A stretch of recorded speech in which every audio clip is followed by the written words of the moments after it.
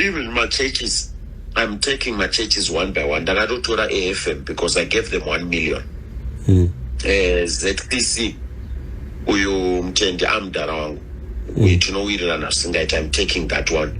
Even Marangi, I'm taking that one. Varangoti chete, they don't want to see any involvement. Yamachakaire. Then Mudzidzi, I'm taking that one. Zayoja is hard to penetrate, very, very hard. But Makandiwa, Hubert Angel, Magaya, I've taken all those ones because I helped Magaya get a bailout.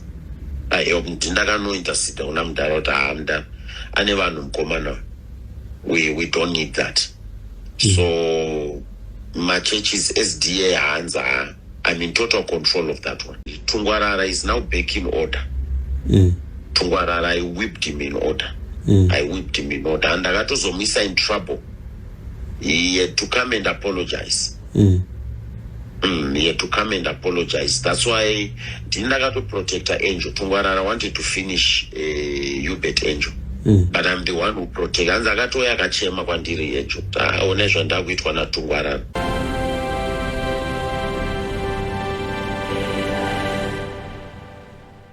Seko kuchechi uko ndakaona ikumarondera iri kupika zvekuti iri kupika even Kadoma Metori West. God is iroko rwaMwari runooneka. Munhu anongoita zvinhu zvaMwari ruoko rwakarutadzi kushowa. Runotoshowa chete. Praise God. Saka ndave ndina passion.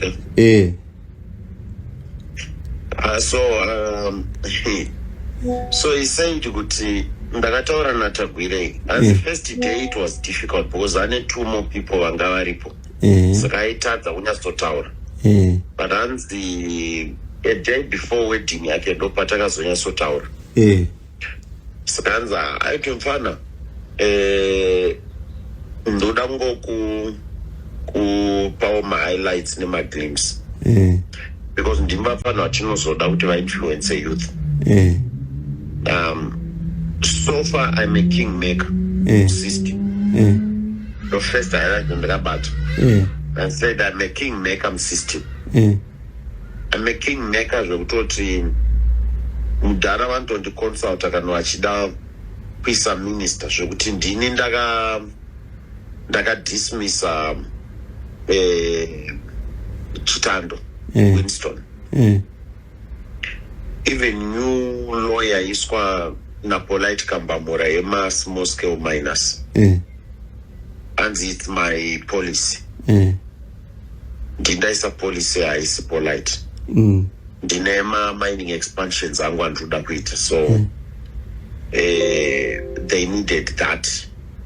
Kuti ti edit EPO bill kuti no ma small scale ese ngapiswe pa EPO and legalized for foreign investors. But if you remember speech yandakambopa ikazopozwa na Mutsvangwa yekuti a foreigner cannot open a safe station, a tuck shop, a small scale mine. It's my vision. A foreigner cannot come to space rufana kuitwa nesusu vanhu vatema. Locals. Saka it was actually my policy mining here. It was my policy. And so I'm a kingmaker. I'm not a kingmaker zvekuti most of my decisions are not Lamdara. They actually come from me. I do my meetings Lamdara about twice a week, twice every week. We discuss economic issues, we discuss political issues and everything. So I am a kingmaker right now. After the president, I am the most powerful person in government, although I'm outside government. So what we now need Pamberapa is, and the CAP 3 yakatopera. That was the second highlight, the third highlight. CAP 3 yakatopera is going to be voted by parliament. Then the president will just simply sign on the BS that the president cannot go against the parliament. Parliament is representing people. Yeah, so the president just going to simply sign, and once it's law, pachatanga kuita now a campaign yekuti takuda young leadership more presidium. That will be the next war. Right now we can't fight two wars. We can't fight war dissension yana general, and we can't fight war Cup 3 at the same time. We have to fight one war at a time. So once we win the war Cup 3, we go for the second war general. Yeah, because he is proving to be a very, very big problem. We go for general. So mukatarisa ndakawina pana Mudhara Isaac Moyo and Mudhara Matanga. I had them 4 fired. I'll win again. Yes, and he used the word 4, and I will have my way again on general. I will have my way. Saka aiti pa mchato wemwana wangu mangwana ndo pa mchaona who is a kingmaker in government. The whole government is coming here. The whole government. Yeah, except the general. But the whole government is coming, including Mudhara is coming. Manzi sakaito promisota anyone who wants to do anything in Msorom government who is going to be here. And my ministers and the only office they come back. The only people who I don't call Achuya Kuba is the president, my vice presidents, Akiari 2. Ndove gaiwa vandisinga kwanise kuti ndidaidze vachuya kumba. All other ministers na Sanyatwe na General Sanyatwe, and because I have no and I have no use for him. But all other ministers, including Opa, I host him Bamango. Mutuli nube to not discuss some financial issues estate Mumbamango. Yes, I call them all of them. Shkanzma Purisa SI, they are on my payroll. Questo ku prisons, ku questo my military generals, they are in my pocket. Do not only a few who I don't call. All these generals, I can just, it's just a phone call. All these directors for CIO, it's just a phone call. Even the new justice Mama, it's just a phone call. All my Supreme Court judges, Judge President, they're just a phone call away. Saka chema passion ajiti I saw power panata kire. Anzi imba yake inenge ine ma drone security mudenga. After every hour kunosumudzwa drone because yakareba 2 kilometers by 2 kilometers iri kuna luna. The whole boundary wall is 2 kilometers long. Anzi saka panenge paine 20 armed security dzinenge dzichita ma rotations around the house nema AK-47. Tichibvisa vari muperimeter security vari around the house. Vari ngori muyard they are about 20. Vanzi vanasingatoone vari musango muyard. Then mukati mune vamwe ane vault mba. Nanzi is a vault mba. Vault chairo. Vault mari gold whatever, it's actually a vault resimbi. And then a vault mba. And way to that vault in a biometrics throughout. The way to the vault. And he said, Ndindukurana petroleum yesenyika. Right now, in 300,000 liters per Mavuku Masasa. In 300,000 metric tons, sorry, which is about over 300 million liters. The petroleum. And the rival wangu ndi Billy Rutenbach, because Billy argumeka $9 every liter petrol kupinda muZimbabwe. Achochema tema kuti it's too much because sugar and yes anzi ndaiti kuna president yes 2018 Billy akakupai $85 million a campaign. Then last campaign akaisa about 50 million akaidzikisa. But mukatasa mari ari kuita per month ari kuita about 30 to 35 million dollars per month. And it is not fair. But hanzi it seems like Bilane hold isingaita odda. Billy Rutenberg. But hanzi ndiye rival yangu. But hanzi petroleum ndiri kucontrola petroleum Zimbabwe ndindi not decide. Ndiana ne fuel chetwa pumped. Pipeline or not. My decisions I say fuel are not over one day. Didn't run a fuel industry Zimbabwe.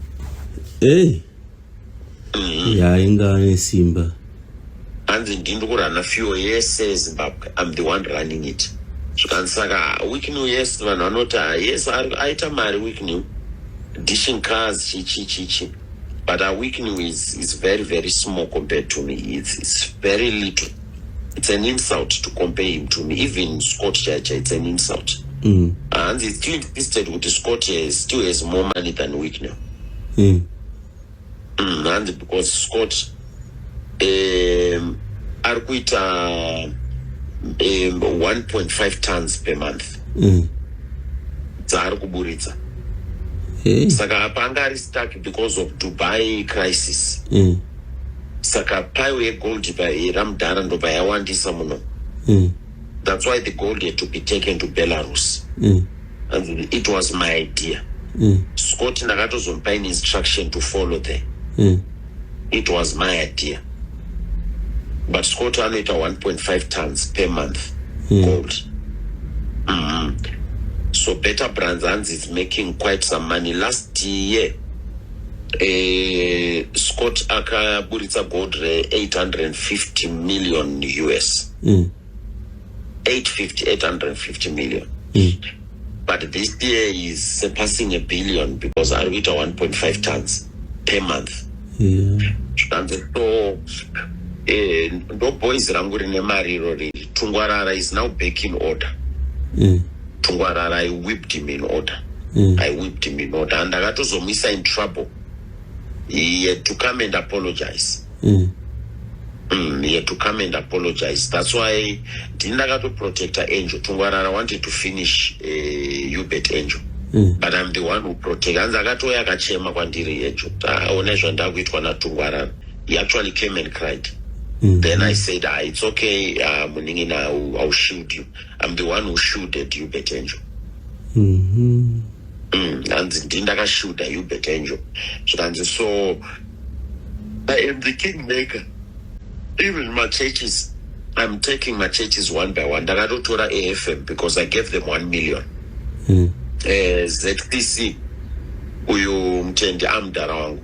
We to know I'm taking that one. Even Marangi, I'm taking that one. Varango tichete, they don't want to see any involvement. Yamachakaire. Then Mudzidzi, I'm taking that one. Zayoja is hard to penetrate, very, very hard. But Makandiwa, Ubet Angel, Magaya, I've taken all those ones because I helped Magaya get a bailout. I helped Ndagano Intercity Unamdarota I never know Komana. We don't need that. So my church's SDA hands I'm in total control of that one. SDA, I'm in total control of that one. So a youth strategy. I need to get into youth. I need a youth strategy. But passion ango tanza ndagango manager because inini goreri chitanga ndaganzi gorere kungangurwa end. Ndakatoona vakomana vakawanda hanzi kunyanya week new akatobata and but I couldn't tell upgrade that kuti inini zvekunzi ndikampenere mayouth chichi kusvika hondona general Chwenge yapera handinoda kutombopindira munyaya idzodzidzi because ndine zvandakatoona zvinotoitika but hanza ndiri kunyeperapo so that guy akabata and the president respects him and listens to him. Akabata hanza akabata zvekuti anana Shoni vaya vanonzi wemfana Shoni uyapa ndomataurira anoita navo. Hanzi akanetsana naJunior recent laitoti mfana Junior machances ake ekuti achazoraisa mugovernment akuda kumabvisa manje. He wants to eradicate his chances. Yes, hanzi ndopauri natabu. Hanzi wakakona na why? Hanzi are some business deals. Okay. Because the Junior ano trade a drug ka. Yes, hanzi tagwire hadi zvema drugs. Because mwana wake was once a drug addict. Saka hadi zvema drugs, but Junior ano trade ma drugs. Saka hanzi vakanetsana nenyaya idzodzo. Hanzi ini naMachakaere ndopakabva bifrau. Machakaere ano trade ma drugs, cocaine.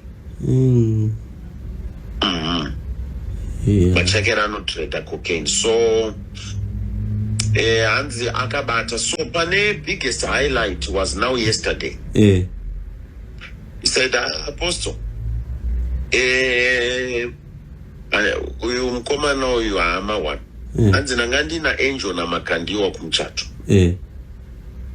Ava ndakuti guys, toita sei kuti mukomana uyu atipe mari tagwirei.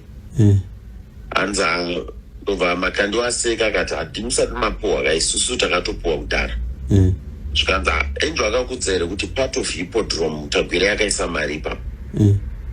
Tagwirei actually owns part of hippodrome yaAngel. Hanzi saka bva vakutoseka. Hanzi kana naMakandiwa Tagwirei akanditi amuone baba musimuprofita amuone. Andikati why do you say that? Zvikanzi kubva pandauya pachechi penyu hapana zvamati maona. Andikati tangoona kuti munoda Mwari chichi ndichitoseka naye hanzi ndichitomuwanzira chita ndaonawo mandipa 1 million.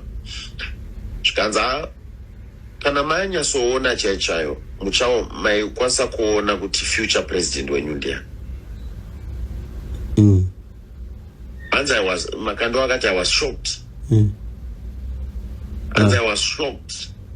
Zvikanzi yeah, I'm making inroads into the presidency. Hanzi before nyaya yeparliament yeCup 3. Hanzi ataura kuti I'm making inroads into presidency.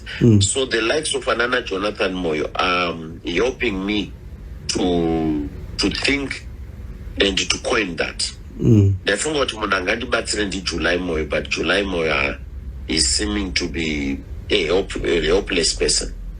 But Jonathan, hanzi ndisingatongofungire kuti Jonathan is name will come back in politics. Hanzi akataura kuti I'm working my way into presidency because right now Mwari vakandipa investment over 1.5 billion and yakupinda mu 2 billion. And I now own a chunk of this economy. So at that time maiti asara health sector chete. Asara health sector. Saka pacho naitoti lawyer uda kuiswa yekuti ma health insurances anana CMAS, PISMAS, what cannot be involved in offering health facilities. Ndiyatagwirei ndiyari kuisa that law. And that was a benefit say from it. Right. And it anana CMAS yakuona Avenues Clinic, anana PISMAS vakuona anana Western Hospitals. Chi. Pavari kupasa law iyaya nditika. Anana CMAS, PSMI, PISMAS, etc. Vanenge vakuoperate my health services aya illegally. So estimates chete they about 200 million.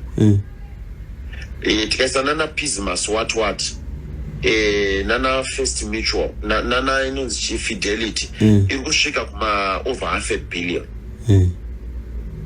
So what they are doing even now vari kuapproacha ma-health insurance companies aya. Saka ma-health insurance companies aya anobva hanzi chi since mapowa 6 months to dispose zvinhu zvichasizwa nestate and zvasizwa nestate it's gone makambani enyu anocollapse chindipai all these health facilities, all of them. Then over maybe 60% of its value. Meaning he's going to be owning Vesanana Avenues Clinic, Anana Medical Chambers, Anana Milton Park Hospital, Anana Vesa is going to be another City Med, Anana West End. She is going to be the owner of all these health facilities of Abata Nidzra, ne Michael ne St. Ainsley, Akatenga, ne Nana Health Point of Abata Nidzra, which are one health empire. Because akatadza kutora Pismas. His target was to take Pismas. Yeah, he made inroads pa Pismas zvikaramba. Saka that's right. Ku health ndiko kwega kwandasara ndapedza health no ndapinda mu education.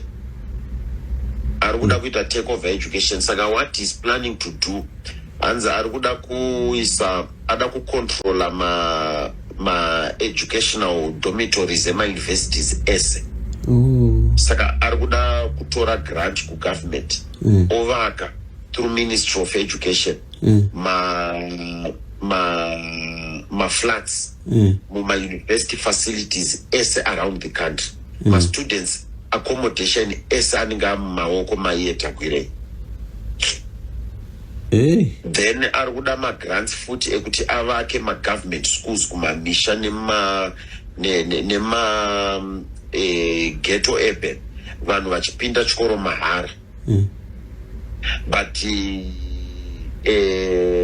thanks yese inenge ichienda kwaari iye takwirei ndo maplans esainawe one. But ada kuzviita after atora land ada kutora over 9 million acres of rural land eMzimbabwe. Yes. Saka hanzi ane maplans but hanzi makandiwo ndiye wakatoudza nyaya yekutoti I am the next president. Dini next president, not General Chwenga. President is going to stay long enough. The longer the president stays, the more my chances of getting in. Then as the president stay, the system takui change. System yaku changewa to an extent yekuti I'm now controlling Zekanzi Dindagara na FAS. And the FAS was my brainchild. And I ran it and I funded it. I bet FAS, I ran it, and FAS is going to run the 2030 election. Richard Anwane FAS. And elimination yae, anzi takatopedza. Yakatopedzwa. Uini makandi wanga kutaura. Elimination anzi yakapera. Anzi maperi urban cities acha infiltrate wane peri rural. Saka ZANU ichaita 2/3 parliament. ZANU yaita 2/3 parliament. The parliament is going to amend the constitution again. The parliament will amend the constitution again. What the parliament will do is that the parliament ichati takuda power rekuvotera the running mates, the president, my vice presidents. Then the parliament will vote me into the presidium. That is if the president delays. Chinobvisa General Tega. Okay. But as of now, the system yatuda kugadzira nzi makandwa iti ndisingatoziye kuti vacharonga cap 3. I got the system yatuda kugadzira as of now to kugadzira a system such that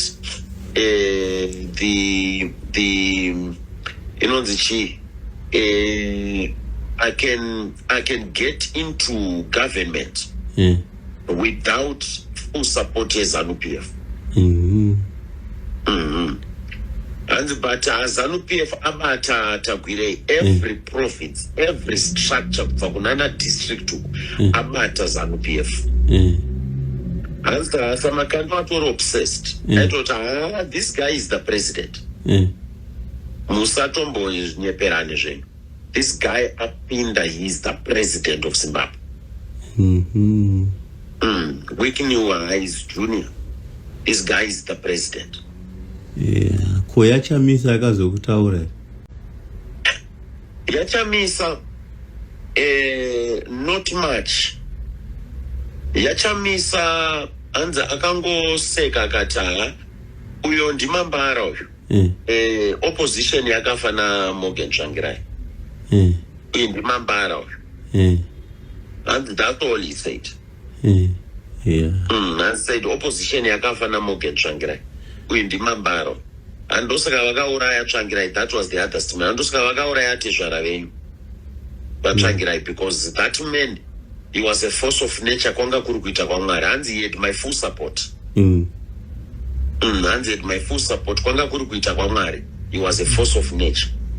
But opposition yakafa na Morgan Tsvangirai, uyu ndimambara. Pakaipa. Pakatoipa. Saka ndonya iri mukuru afanira kutoziva kuti Tagwirei right now is more influential and more powerful than we think. In short, zvaari kutotaura in short ari kuti ndiye ari kutonga nyika. Ndiye ari kutonga nyika.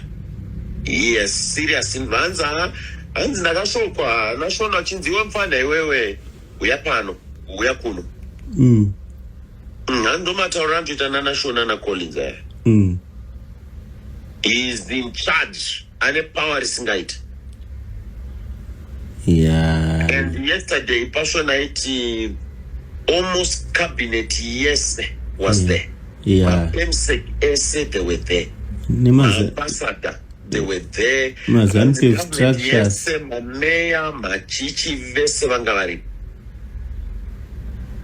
Saganzi vesa na mtuli nubera. Vaibvisa vachiti unannounced. Vaibvisa zvipo. Papa ine 12 money counting machines. 12. Ana passion ndaverenga 12 money counting machines. Anzi mari dzanga dzichiverengwa US kusvika akunhuwa.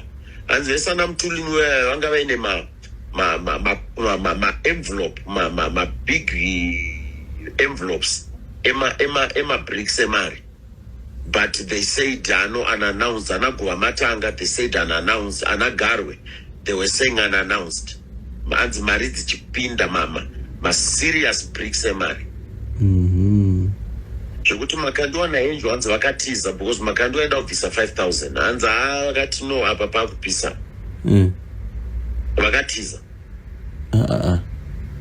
Hanzi because Makando aida kubvisa 5,000. Angel these days hanzi is broke. Aga extortwa nevakadzi vaino abuser, saka hanzi is broke. Angel is always like that. Saka hanzi mukomana ane power. Hanzi unotoona even mamhoreserwo ari kuitwa nemaminista kuti vari kumurespecta, vari kumuona ari above them. Vese ana Ziyambi vaiva vari kutomuona ari above them. Pakanyangara. Hanzi but mavengera akaita general Apostle Tagwirei akavenga general. Haadi kuvaona. Hanzi hasha dzake uni mudhara ndedzekutadza kudzinga general. Saka ipacho ndiyakanditumira green yandakakuforwardira ya Sigauke. Ndakaitumirwa naPassion ndikati ko iyi maiwana kupi? Ikanzi ndaiwana from I forgot the name of the guy, but hanzi mugiant very tall. I'm security detail ya General Chiwenga, but anoshanda ku OPC. He was once in board cricket. Aitadza kurikola star yake, but hanzi was once in board cricket. He's a CIO guy. Hanzi kandi yainditi prophet pakungangurwa munoona General Chiwenga assessment yangu ndeyekuti ndiwo next president. Hanzi saka hanzi kuda kuadvisa Tagwirei kuti ko mukoma madi mimi maenda kunochema kuna general muapologize. General ndiregerereiwo, ndiri mwana wenyu ndakatadza, ndiregerereiwo. zvese zvamunoti ndakakuitirai zvakaipa taurai ndigadzirise, ndiri mwana, ndimi next president mimi. Hanza akati aiwa, Hanza atombodi kuvaona general, akavavenga. Hanza kana passion angoti after this ndoti ku-UK, pandabva ku-UK ndozoti USA, ndozodzoka inini zvekutoita noise. Hanzi kana mapicture na-ED ndakatomudza kuti usatomboposte mapicture uina ED, but I will never post mapicture uina ED. Don't post. Ndakatomudza pacho usatomboposte mapicture uina ED kana chi, because God is not going to allow this to go through for a long time. Saka atoti mutotaura fact, inini handichatomboite zvekubuda ndichingopengere kana cup 3 handibude ndichisupporta ndichita never. Saka ako pane chiwikira chaichaya chavaiti ndechagurira chiya vakazopedza here kuchigarira pasi? Not debrief on that. Anobvira uye watama hana kuzombotaura nezvazvo. No, asatandipa. Anga akatotsamwirawo nyaya yekuti hana kuinvite kwakuwedding, saka ndoda kutomudena nhasi nenyaya iyoyo ndozotanga mamwe maconversations. Hana kuinvitwa? Yes, pakainvitwa kuda Munangagwa, ana junior matwins chichi hana kuinvite. Okay. Nga pakatoipa. Pane munhu president paanga ari kukwekwe pakaenda antabva kuBelarus akaenda kukwekoko painda kundovhura hanzi kuchimegawaiti munyati wati handiti. Mumwe mukomana akamuona angaitaura kuti hanzi he doesn't seem to be okay. Hanzi he looks more frail, pale, zvimwe zvisingaiti. And he wasn't in his usual mood here. Angaita his own conclusion ndekuti it's either mugovernment pane zviri kuitika zviri kumita aniseto kana kuti ari kurwara. Like handiti ndaikudza baba kuti tamaiti my auxilia ndo vanopa intel kuna Natagwire. That's why these guys are trying to rush my processes. They are behind time. Because of health yemukuru. Saka hanzi auxilia ndi anopa intel. Saka intel ndeyekuti health mamiriro akaita health yemukuru zvinhu ngazvigadziriswe very fast. It's true kuti is not well. Saka pakaipa. Mutasira kuti Mwari achaenzwawo munamato eZimbabwe, because you look at is what we have all been saying. Mona kuti this guy who akaziteta president, he will own the whole country, and maZimbabweans hapana zvaanazvo. Kana akatsamwa anogona kungomogeja everything and the country will be on its knees. This guy is Sisu John Rhodes, full stop. He's worse than that. Don't name Ralphana kutongopoa. Sisu John Rhodes. It's his empire. Zimbabwe is his company. He wants to make Zimbabwe his company. Akaita president, it's over. Chitori nani Munangagwa chako nini pana Natagwire. But Munangagwa wacho akakonya seapa ari kutongerwa nyika yacho Natagwire wacho. But at least now Natagwire has in total control. Natagwire will make Zimbabwe his company. This is John Rhodes. Una still president ada kuona over 9 million acres of Zimbabwean land. Kwakazoita president. Anogona kutotika imba yese yane 25 year lease. Even imba yako yauri kugara land yemba yako ya 25 year lease. Ndindamuridzi weland yese anozviita. Pakanyangara. I'm hoping this will be stopped. After $20 million gifts, the wedding is. I think my generals are chapindira Amshava. hanzi motikari high end motikari they were over 10 apa 20 million iri kutaurwa. I don't know whether it includes those secret donations, secret presents dzana mutuli kana kuti ndo yakadeclare publicly. Saka that declare because let's another garwa vaipa land dzisingaiteresana nachiyangu avachisa land. Hey. Yeah, pakaoma.